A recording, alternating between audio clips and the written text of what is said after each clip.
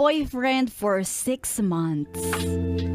At dahil sa gusto namin na magkaroon ng adventure together, pumunta kami ng Sagada para ma-experience ang pag-akyat sa rurok ng kaligayahan. Sa rurok ng kabundukan. At masilayan ang ganda ng sunrise. All my bags are packed and I'm ready to trek. Nagkita na kami ni Jowa sa bus terminal. Kung ano naman ang dami at bigat ng gamit ko, siya namang kabaliktaran ng mga gamit niya. Lightly packed lang siya. Ay, pack na pack ka. Siya naman, light lang ang packing. Knowing na siya yung may dala ng tent.